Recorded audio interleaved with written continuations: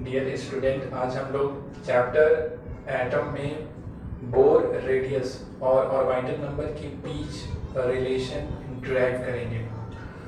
इससे पहले हम लोग सेंटीपीटल फोर्स और इलेक्ट्रोस्टैटिक फोर्स, इन दोनों फोर्स के बारे में थोड़ा रिवीजन करेंगे, क्योंकि इन दोनों फोर्स का इसके डेरिवेशन में ज़रूरत पड़ेगा। तो यहाँ पर हम लोग देख सकते हैं सेंटीपीटल फोर्स। तो जब भी कोई ऑब्जेक्ट, सेंटीपीटल फोर्स क्या होता है कि जब भी कोई ऑब्जेक्ट किसी सर्कुलर पाथ पर रिवॉल्व करता है तो ऑब्जेक्ट को सर्कुलर पाथ पर रिवॉल्व करने के लिए सेंटर की तरफ एक फोर्स की जरूरत पड़ती है और उस फोर्स को कहा जाता है सेंट्रीपीटल फोर्स। किसी भी ऑब्जेक्ट को सर्कुलर पाथ पर रिवॉल्व करने के लिए सेंटर की तरफ लगने वाले फोर्स को कहा जाता है सेंट्रीपीटल फोर्स। और सेंट्रीपीटल फोर्स को इंडिकेट किया जाता है Fc से। अगर किसी ऑब्जेक्ट का मास m है, उसका लीनियर वेलोसिटी v है और जिस सर्कुलर पाथ पर वो रिवॉल्व कर रहा है उसका रेडियस अगर r है, तो लगने वाला सेंट्रीपीटल फोर्स, उस पर एक्ट करने वाला सेंट्रीपीटल फोर्स का फॉर्मूला होगा Fc इक्वल टू हो जाएगा mv²/r होता है। ये 11th क्लास में हम लोगों को पढ़ना है। इसके बाद इलेक्ट्रोस्टैटिक फोर्स क्या होता है। तो दो चार्ज के बीच लगने वाले फोर्स को इलेक्ट्रोस्टैटिक फोर्स कहते हैं या कूलम्ब्स फोर्स कहते हैं। इलेक्ट्रोस्टैटिक फोर्स अट्रैक्टिव भी हो सकता है और रिपल्सिव भी हो सकता है। अगर सेम चार्ज है यानी प्लस प्लस है या माइनस माइनस है तो उन दोनों के बीच रिपल्सिव फोर्स रहेगा, और अगर एक पॉजिटिव है और दूसरा निगेटिव है तो उन दोनों के बीच अट्रैक्टिव फोर्स रहेगा। तो let us consider suppose that यहाँ पर एक ऑब्जेक्ट है, यहाँ पर एक ऑब्जेक्ट है, एक पार्टिकल यहाँ पे, एक पार्टिकल यहाँ पर है। इस पार्टिकल का चार्ज है प्लस q1 और इस पार्टिकल का चार्ज है माइनस q2। दोनों के बीच का डिस्टेंस r है, तो ये प्लस है और ये माइनस है, तो इन दोनों के बीच अट्रैक्टिव फोर्स रहेगा, यानी ये वाला चार्ज इस वाले चार्ज को इस तरफ अट्रैक्ट करेगा। तो अगर इलेक्ट्रोस्टैटिक फोर्स को इंडिकेट किया जाता है Fe से, तो Fe का फॉर्मूला होता है 1/4πε0 मॉड में लेंगे फर्स्ट पार्टिकल का चार्ज यानी प्लस q1 इंटू फिर मॉड में लेंगे सेकेंड पार्टिकल का चार्ज, तो मॉड में माइनस q2, यानी फर्स्ट पार्टिकल का चार्ज इंटू सेकेंड पार्टिकल का चार्ज और मैग्नीट्यूड लेते हैं दोनों का, क्योंकि सिर्फ हम लोग फोर्स का यहाँ पे मैग्नीट्यूड देख रहे हैं। डायरेक्शन, फोर्स का डायरेक्शन अगर प्लस माइनस है तो इस तरफ होगा फोर्स का डायरेक्शन, अगर प्लस प्लस होता तो ये फोर्स इलेक्ट्रोस्टैटिक फोर्स इस डायरेक्शन में लगता है, इस डायरेक्शन में लगता। तो यहाँ पर इन दोनों के बीच लगने वाले इलेक्ट्रोस्टैटिक या कूलम्ब फोर्स का जो मैग्नीट्यूड होगा वो होगा 1/4πε0 मॉड में प्लस q1 इंटू मॉड में माइनस q2। अब अगर कंसीडर करते हैं कि यहाँ पर अगर कोई प्रोटॉन रखा हुआ है और यहाँ पर अगर कोई इलेक्ट्रॉन रखा हुआ है, तो प्रोटॉन पर चार्ज होता है प्लस 1.6 इंटू 10⁻⁻19 कूलम और इलेक्ट्रॉन पर चार्ज होता है माइनस 1.6 इंटू 10⁻⁻19 कूलम होता है। तो प्रोटॉन की इस चार्ज को हम लोग इंडिकेट करते हैं, इस तरीके से भी इंडिकेट कर सकते हैं, इस तरह से भी इंडिकेट कर सकते हैं, प्लस यहाँ पे लिखेंगे और यहाँ पर ये जो वैल्यू है 1.6 इंटू 10⁻⁻19 कूलम, इसको इंडिकेट करेंगे, ई से इंडिकेट किया जाता है और इसे इलेक्ट्रॉनिक चार्ज कहते हैं। इसको यानी इस वैल्यू को, इस मैग्नीट्यूड को ई से इंडिकेट करते हैं। तो यहाँ से ये प्लस हो गया और इसके जगह पे हम लोग लिख सकते हैं ई, स्मॉल ई। इसी तरीके से यहाँ से ये माइनस लिखाएगा और ये जो वैल्यू है, ये जो मैग्नीट्यूड है, उसके जगह पे हम लोग यहाँ पर ई लिख सकते हैं। ई का मतलब 1.6 इंटू 10⁻⁻19 कूलम। तो प्रोटॉन के चार्ज को प्लस ई से और इलेक्ट्रॉन के चार्ज को हम लोग माइनस ई से इंडिकेट कर सकते हैं। अब इन दोनों के बीच लगने वाले इलेक्ट्रोस्टैटिक फोर्स का फॉर्मूला क्या होगा, तो Fe इक्वल टू हो जाएगा 1/4πε0 फर्स्ट पार्टिकल का चार्ज, तो यहाँ पे प्लस q1 था, प्लस q1 लिखा था। यहाँ पर प्रोटॉन का चार्ज फर्स्ट पार्टिकल का चार्ज है प्लस ई, तो यहाँ पे मॉड में दिखाएगा plus e into second particle का चार्ज दिखाता है मॉड के अंदर, तो यहाँ पे सेकेंड पार्टिकल इलेक्ट्रॉन है और उसका चार्ज है माइनस ई, तो यहाँ पे मॉड में माइनस ई दिखाएगा, बाई हो जाएगा, बाई दोनों के बीच का डिस्टेंस तो आर स्क्वायर, यहाँ पे दोनों के बीच का डिस्टेंस आर है तो यहाँ पे हो जाएगा आर स्क्वायर। इस तरीके से अगर प्रोटॉन और इलेक्ट्रॉन है तो उन दोनों के बीच लगने वाले इलेक्ट्रोस्टैटिक फोर्स का फॉर्मूला हो जाएगा 1/4πε0 epsilon naught mod plus e into mod minus e by r square. तो इस तरीके से ये दोनों चीज का हम लोग को यहाँ पर जरूरत पड़ेगा। तो हमारा क्वेश्चन है कि drive the relation between bore radius and orbital number of the hydrogen atom के बोर रेडियस और ऑर्बिटल नंबर के बीच हम लोग को ड्राइव करना है रिलेशन। तो बोर रेडियस क्या होता है, जब भी कोई इलेक्ट्रॉन किसी न्यूक्लियस में, जब भी कोई इलेक्ट्रॉन किसी एटम में न्यूक्लियस के चारों ओर रिवॉल्व करता है जिस सर्कुलर पाथ पर, उसे हम लोग ऑर्बिट कहते हैं। और उस ऑर्बिट का जो रेडियस होगा उसे हम लोग कहेंगे बोर रेडियस। ये जो रेडियस होगा, इलेक्ट्रॉन सर्कुलर पाथ पर मूव कर रहा है और इस सर्कुलर पाथ का जो रेडियस होगा वो बोर रेडियस कहलाएगा। ये फर्स्ट अगर ऑर्बिट है तो फर्स्ट बोर रेडियस होगा। इस तरीके सेकेंड ऑर्बिट यहाँ पर इस तरह से बनेगा तो सेकेंड बोर रेडियस, थर्ड के लिए थर्ड बोर रेडियस, इस तरह से होता जाएगा। और वाइटल नंबर क्या होता है, इस सर्कुलर पाथ को ही ऑर्बिट कहते हैं और ऑर्बिट कहते हैं और उसे इंडिकेट किया जाता है एन से। एन का मतलब अगर 1 है, एन का मतलब अगर 1 है तो इसका मतलब फर्स्ट ऑर्बिट, एन का मतलब अगर 2 है तो एन इसका मतलब सेकेंड ऑर्बिट। और इसी एन को यहाँ पर ऑर्बिटल नंबर कहते हैं। यानी ऑर्बिटल नंबर एन का मतलब orbital number n equal to 1 का मतलब first orbit, orbital number n equal to 2 का मतलब सेकेंड ऑर्बिट, ऑर्बिटल नंबर 3 का मतलब थर्ड ऑर्बिट। इस तरीके से तो आर और एन के बीच में हम लोग को रिलेशन ड्राइव करना है। तो इसके लिए हम लोग इनिशिएट कहाँ से करेंगे, तो जब किसी एटम में इलेक्ट्रॉन सर्कुलर पाथ पर रिवॉल्व करता है तो पॉजिटिवली चार्ज न्यूक्लियस और इलेक्ट्रॉन के बीच लगने वाला इलेक्ट्रोस्टैटिक फोर्स, अगर हाइड्रोजन ऐसा एटम हम लोग कंसीडर कर रहे हैं तो हाइड्रोजन एटम में एक प्रोटॉन होता है जो न्यूक्लियस में होगा और एक इलेक्ट्रॉन होता है जो न्यूक्लियस के चारों ओर रिवॉल्व करेगा। तो हाइड्रोजन एटम में यहाँ पर प्रोटॉन होगा, प्रोटॉन के चार्ज को प्लस ई से, यहाँ पर इलेक्ट्रॉन रिवॉल्व कर रहा है, इलेक्ट्रॉन के चार्ज को माइनस ई से। इलेक्ट्रॉन के मास को स्मॉल m से इंडिकेट किया जा रहा है, इसके लीनियर वेलोसिटी को v से, और यहाँ पर सर्कुलर पाथ के जो रेडियस है उसको r से इंडिकेट किया जा रहा है।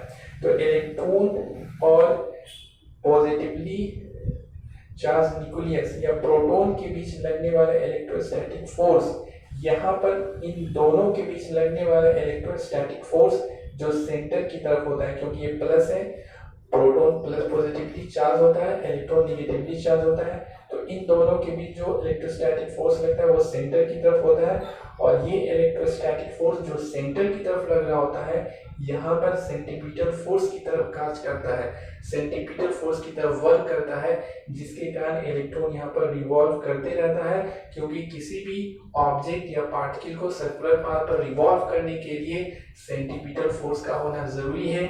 यहाँ पर इलेक्ट्रॉन और प्रोटॉन इन दोनों के बीच लगने वाला इलेक्ट्रोस्टैटिक फोर्स Fe यही सेंटीमीटर फोर्स की तरह वर्क करता है, जिसके कारण इलेक्ट्रॉन रिवॉल्व करते रहता है सर्कुलर पाथ पर। तो यहाँ से हम लोग क्या लिख सकते हैं, Fe इक्वल टू Fc लिख सकते हैं, क्योंकि इलेक्ट्रोस्टैटिक फोर्स सेंटीमीटर फोर्स की तरह बिहेव कर रहा है, वर्क कर रहा है। जैसे एग्जाम्पल के तौर पे आप समझ सकते हैं कि घर में मम्मी होते हैं, पापा होते हैं, तो कभी कभी क्या होता है, पापा का डेथ हो जाता है, तो डेथ होने के बाद मम्मी ही पापा की तरफ वर्क करती है, मम्मी ऑफिस का काम करती है या फिर बाहर का काम देखती है, और फिर जितनी भी ज़रूरतें होती हैं वो सब मम्मी ही पूरा करती है। तो इस तरह से मम्मी वहाँ पर वर्क एज ए पापा, मम्मी वो पापा की तरफ वर्क करने लगते हैं, यानी इक्विवेलेंट हो जाते हैं। तो यहाँ पर हम लोग Fe इक्वल टू Fc लिख सकते हैं।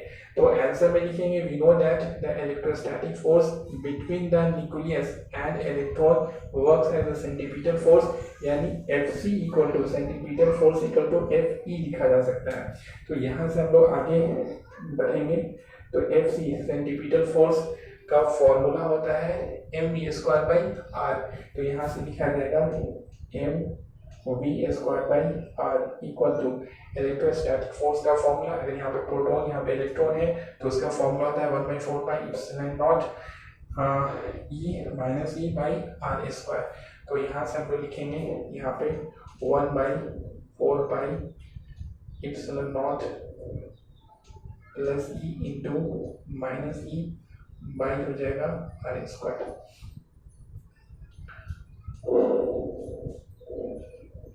इसके आगे हम लोग m v square by r equal to 1/4 pi epsilon naught, और मॉड के से जब बाहर निकालेंगे तो कोई भी चीज़ मॉड के अंदर होता है, बाहर निकलता है तो पॉजिटिव होता है। तो यहाँ पे लिखेंगे ई, प्लस लिखने की जरूरत नहीं है, इनटू ये मॉड के अंदर है माइनस में लेकिन बाहर आएगा तो ये भी क्या हो जाएगा, ई हो जाएगा, प्लस ई का मतलब plus e by r square. यहाँ से आर और एक आर कट हो जाएगा, तो यहाँ से हम लोग लिख सकते हैं यहाँ पे एक आर बचा हुआ है, इस आर को यहाँ लेके आएंगे तो यहाँ से लिखाएगा एम वी स्क्वायर और ये वाला आर यहाँ आएगा, तो r equal to 1/4 pi epsilon naught, और ई को ई से मल्टीप्लाई करेंगे तो ई स्क्वायर, और 1 से मल्टीप्लाई करेंगे तो भी ई स्क्वायर। तो यहाँ पर 1 की जगह पे लिख सकते हैं हम लोग ई स्क्वायर, इसको इक्वेशन 1 कंसीडर करेंगे। इसके बाद लिखेंगे फ्रॉम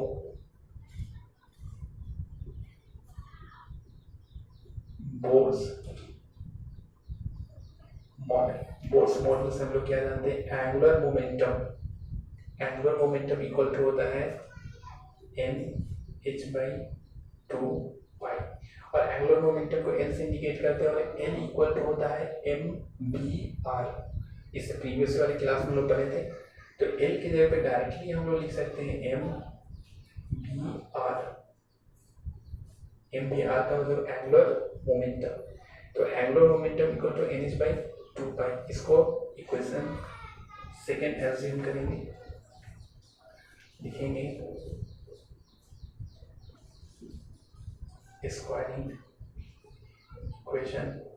इक्वेशन 2 के स्क्वायर करेंगे तो इसका हो जाएगा एम स्क्वायर, इसका स्क्वायर करेंगे तो वी स्क्वायर, इसका हो जाएगा आर स्क्वायर इक्वल टू, इसका करेंगे तो n square h square by 2 का स्क्वायर करेंगे तो 4, और यहाँ पे पाई का स्क्वायर, इसको equation 3।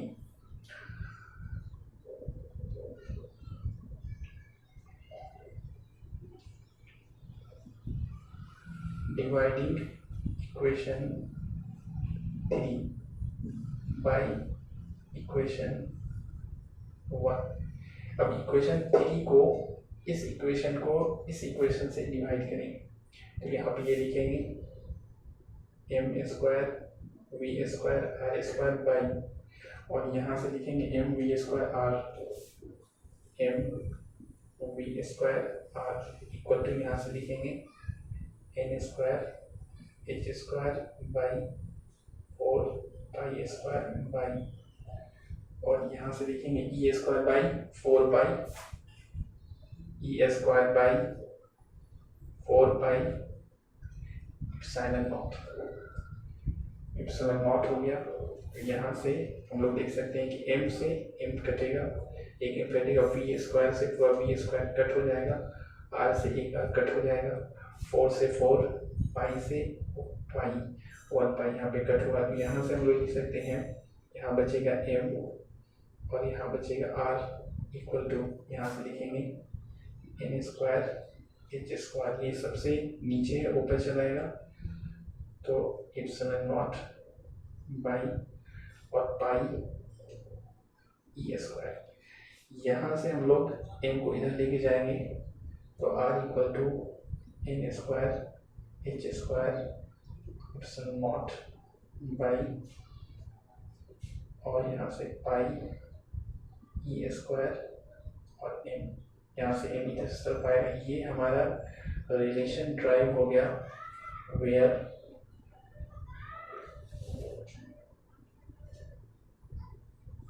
r equal to Bohr radius and n equal to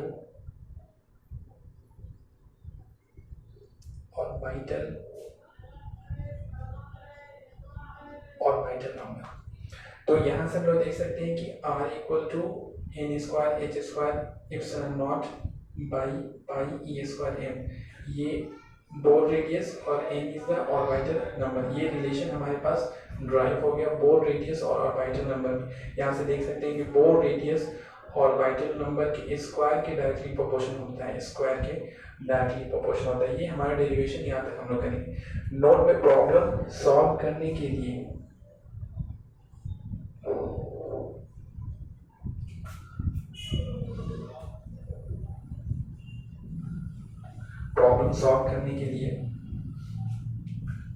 लिखेंगे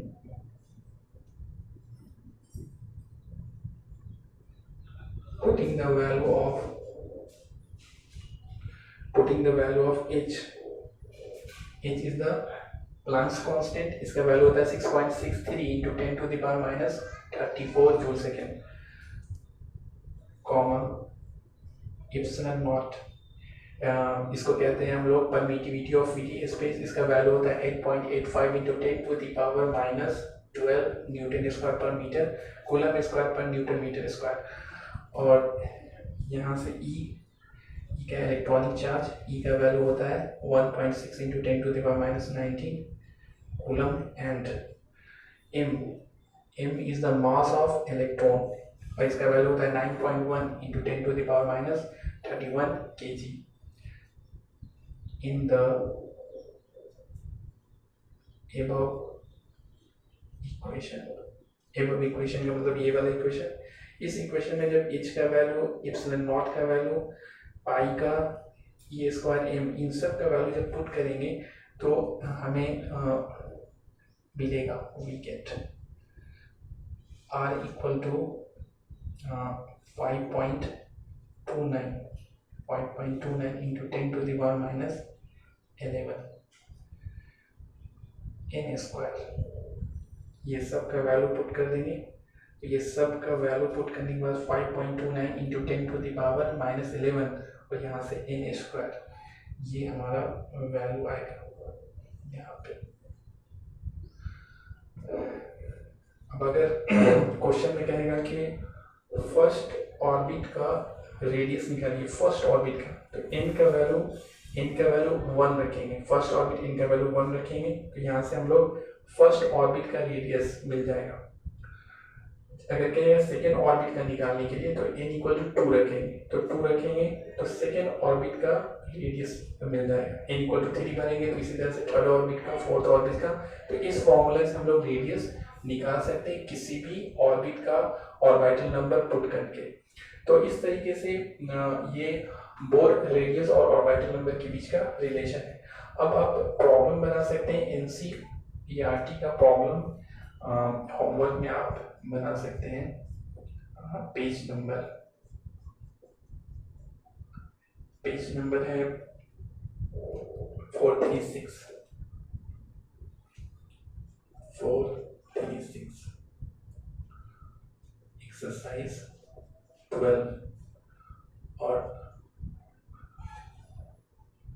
प्रॉब्लम नंबर है 12.8। ये आप बना सकते हैं, 12.8 बन जाएगा और 12.7 भी ट्राई कर सकते हैं, 12.7 इस तरीके से। इसके बाद